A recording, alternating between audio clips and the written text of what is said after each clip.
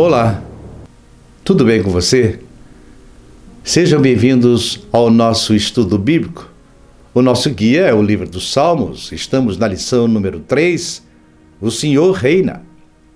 Bem, nós estamos preparando para fazer uma live com o nosso pequeno grupo no Rio de Janeiro. Caso você, que está inscrito em nosso canal, queira participar, mande uma mensagem e instale o Zoom no seu celular para poder participar. Bem, eu sou Manuel Caetano e esse é o nosso canal, @elmensageiro. Se você não é inscrito, se inscreva. Quem está inscrito, compartilhe com seus familiares, seus amigos. Não esqueça de deixar o seu like e fazer um pequeno comentário, mesmo que seja apenas um amém. É relevante para que esta lição chegue a mais pessoas. Antes de entrarmos na lição, vamos a uma breve oração. Quem puder, curve a sua fronte e vamos orar. Senhor eterno Deus que estás nos céus, santificado seja o vosso nome. Nós te agradecemos pelas graças recebidas. Senhor, nós estamos estudando a lição da Escola Sabatina. Pedimos que Deus, o Espírito Santo, nos ensine e nos oriente. Nós te pedimos, em nome de Jesus Cristo. Amém. Bem, vamos então para a nossa lição do sábado. O Senhor reina. Verso para memorizar. O Senhor reina. Vestiu-se de majestade vestiu-se o Senhor e armou-se de poder. O mundo está firme e não se abala. Salmos 93:1.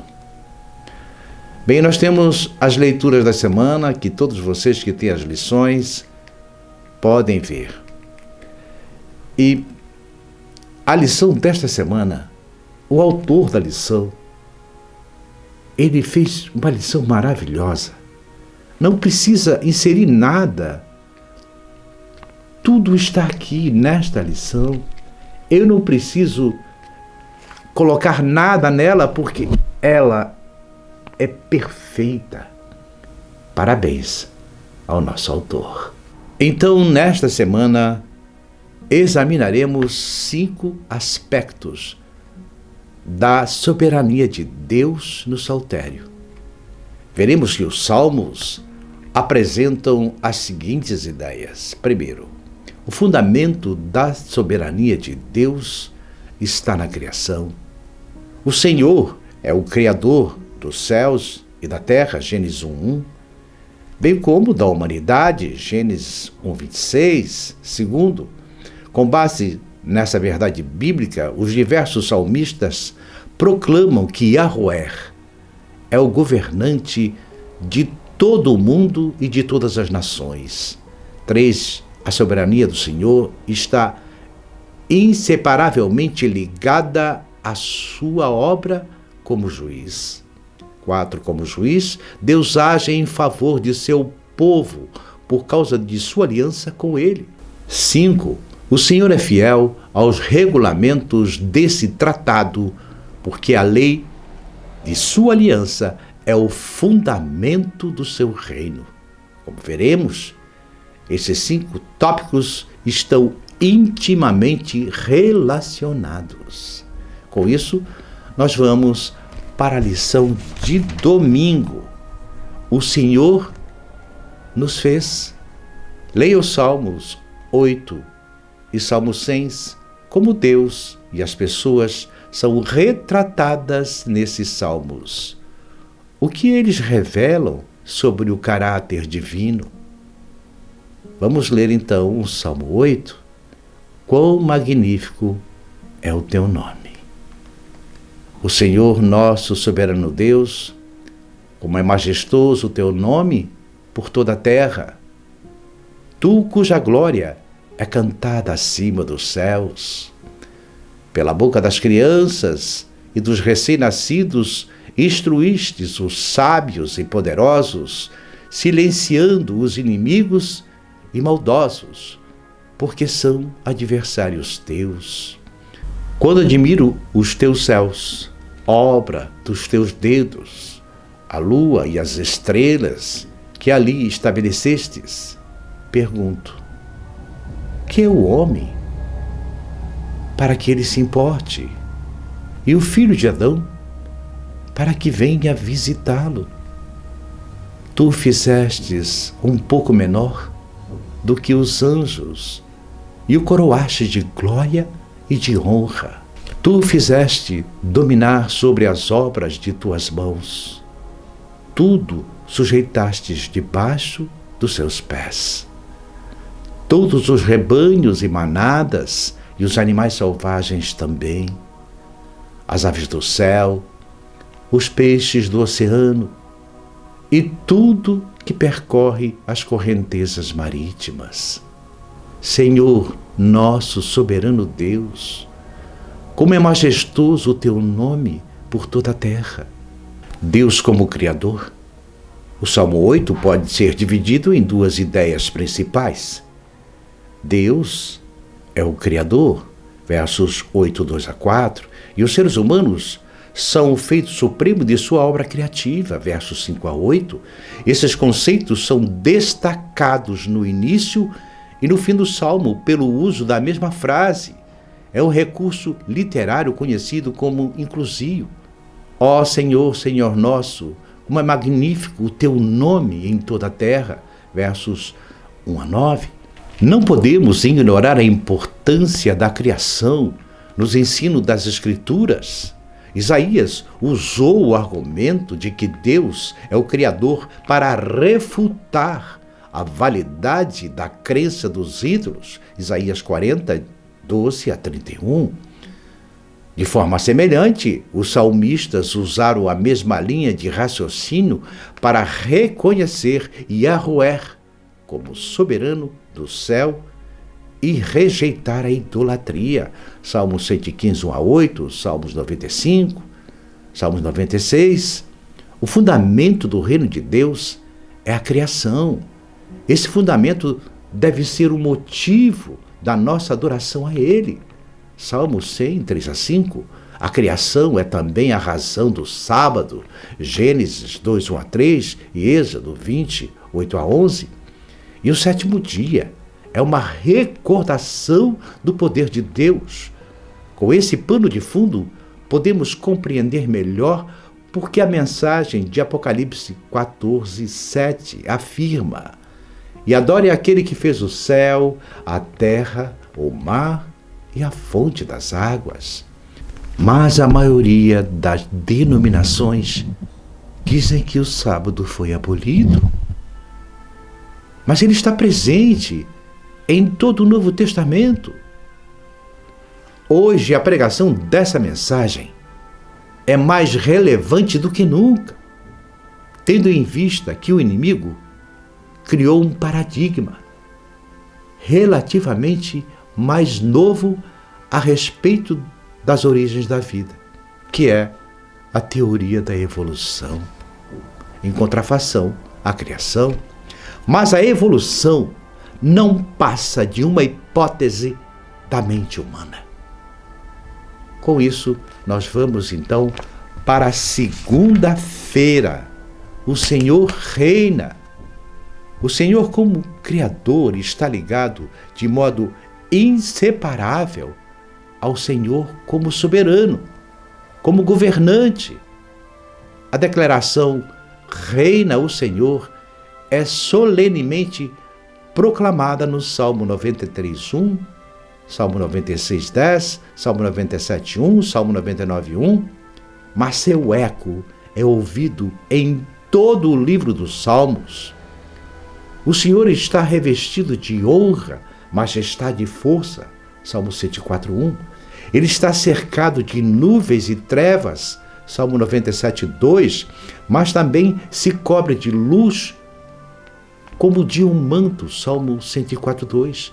Essas metáforas exaltam o poder e o esplendor do Rei e são cuidadosamente escolhidas para expressar a grandeza de Deus, que está além da compreensão humana. Leia o Salmo 97. O que caracteriza o reinado do Senhor? Salmo 97, 2, 10. Qual é o domínio do seu reinado? Salmo 97, 1, 5 e 9. Justiça e juízo em toda a terra. Deus como Rei. Deus criou o universo, o qual, portanto, pertence a Ele. Assim, Ele é o seu Rei. Reina o Senhor. O teu trono está firme desde a antiguidade. Tu és desde a eternidade. Salmo 93, 1, 2. O Salmo 97 resume bem a mensagem da realeza de Deus. 1. Deus reina. Versos 1. Inúmeros salmos exaltam a Deus como Rei. Salmos 47, 93, 96, 98 e 99. Segundo, elementos espetaculares como nuvens, escuridão, fogo, relâmpagos, a terra, montanhas e os céus cercam a Deus. Versos 2 a 6. Esses fenômenos meteorológicos e esse esplendor geológico retratam a grandeza do Rei dos Reis, que inspira a nossa admiração e reverência. 3. A vergonha e a insensatez da idolatria são condenadas em contraste com a superioridade da adoração a Deus. Verso 7.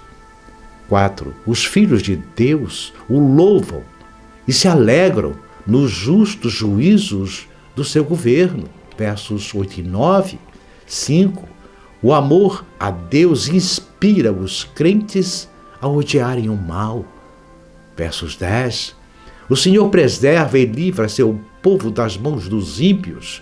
Essas são as razões suficientes para nos alegrarmos e darmos graças a Ele. Versos 11 e 12. Deus, como Rei, é a fonte da paz e confiança dos seus filhos. És Rei poderoso que ama a justiça. Tu estabeleces o direito, executas o juízo e a justiça em Jacó. Salmo 99, 4. Pelo fato de que Deus é o Rei sobre toda a terra, devemos nos regozijar e cantar louvores com harmonioso cântico. Salmos 47, 7. Então vamos para a nossa lição de terça-feira. Deus é o juiz. Leia o Salmo 75. Porque a jactância dos ímpios é em vão. Porque Deus julgará o mundo e destruirá os ímpios. Vamos ler então o Salmo 75. Deus julgará com equidade ao mestre do coro, de acordo com a melodia, não destruas. Um salmo e cântico da família de Assafé. Nós te exaltamos, ó Eterno, graças a ti rendemos e sentimos a proximidade da tua presença. Todos proclamam os teus feitos maravilhosos, pois dissestes: quando eu escolher o tempo apropriado, farei justiça com retidão. Treme, entretanto, toda a terra com seus habitantes. Eu lhe firmei as colunas. Aos arrogantes ordenei: não sejais insolentes, e aos ímpios repreendo. Não levanteis a vossa fronte. Não ergais com soberba a vossa voz contra os céus. Não faleis com insolência contra a rocha. Não é do Oriente, nem do Ocidente, tampouco é do deserto ao sul, ou das montanhas ao norte, que vem a vitória. É de Deus quem julga. A um rebaixa e a outro eleva. O Senhor tem na mão uma taça, cujo vinho espuma, cheio de misturas. Dele dá a beber. Sorvem-no até a última gota. Bebam todos os ímpios da terra. Quanto a mim, para sempre proclamarei esses feitos. Cantarei louvores ao Deus de Jacó. O orgulho dos perversos abaterei, porém será exaltada a honra dos justos. Deus como juiz, o Senhor é o juiz pelo fato de que é rei. No antigo Israel, o monarca pronunciava o veredito em julgamento e questões judiciais. Alguns exemplos disso são Davi, 2 Samuel 14, 1 a 23, e Salomão, 1 Reis 3, 16 a 28. Assim, a ideia de um rei juiz era uma noção familiar para as pessoas daquela época. Quando os israelitas ouviam os salmistas cantarem suas melodias acerca do Senhor como juiz, eles prontamente compreendiam o conceito. O Salmo 75 declara que Deus, nosso juiz, julgará com retidão. Verso 2: por isso, não precisamos temer sobre obra como juiz, a menos que estejamos do lado do mal, porque vem julgar a terra, julgará o mundo com justiça e os povos de acordo com sua fidelidade. Salmos 96, 13. O propósito do juízo de Deus é humilhar um e exaltar o outro. Verso 7. Humilhar os ímpios, versos 4 e 5, e exaltar os fiéis, versos 1, 2 e 7. Esse mesmo princípio está em ação no juízo investigativo de Daniel 7. Deus pune o chifre pequeno, Daniel 7, 26, e vindica seu povo, em Daniel 7, 22. Os fiéis celebram o juízo de Deus, Salmos 75, 9, não porque se alegram com a destruição dos ímpios, mas porque Deus é fiel às suas promessas e livra os inocentes. Apocalipse 19, 2. Encontramos no fim do Salmo 75 essa ideia de fidelidade e livramento divino. Abaterei as forças dos ímpios, mas a força dos justos será exaltada. Versos 10. Com isso, nós vamos então para a lição de quarta-feira, sempre atentos à sua aliança. O tema do juízo divino suscita uma pergunta significativa: como o povo de Deus pode ter paz com ele e certeza da salvação no momento do juízo? Salmos 94, 14, Salmos 105, 7 e Daniel 7, 22. O Senhor não abandonará o seu povo. Ele não se esquece da sua aliança. No juízo, ele fará justiça aos santos. O Deus da aliança, no Antigo Oriente Próximo, a aliança era um acordo entre um rei poderoso e seu vassalo, ou súdito. Este acordo incluía os deveres que eram exigidos do vassalo para que permanecessem sob a proteção do seu soberano. O Antigo Testamento usa essa prática na época para ilustrar o relacionamento entre o Rei do Céu e seus seguidores. Em um tratado do Antigo Oriente Médio, o grande rei fazia duas promessas a seu vassalo. Primeiro, o rei atacaria o vassalo caso este se rebelasse contra ele. Segundo, ele viria em defesa de qualquer leal vassalo que fosse atacado. Podemos ver isso em Raimundo B. Dillard e Tramper Logman 3, Introdução ao Antigo Testamento, Vida Nova, 2006.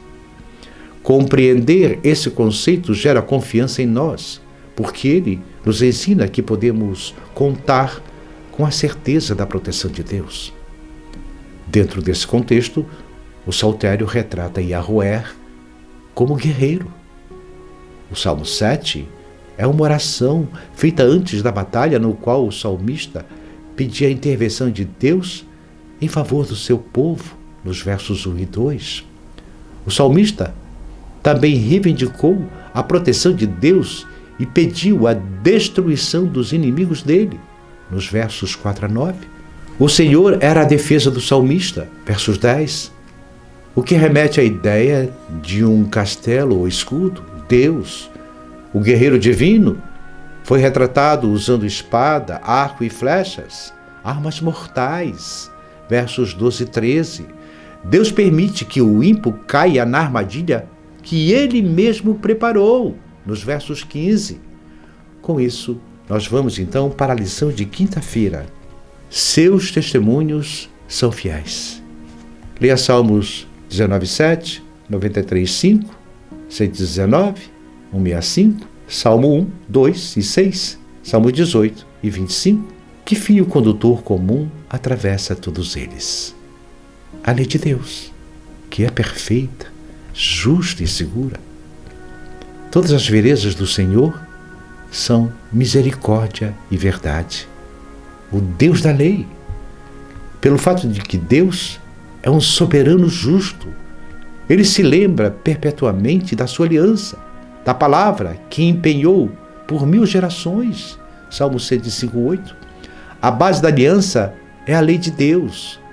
Portanto, não é por acaso que um dos temas principais do livro dos Salmos seja os mandamentos do Senhor. Veja no Salmo 1. Na verdade, o Salmo e o capítulo mais longo da Bíblia é o Salmo 119. Concentra-se inteiramente na Torá ou na lei.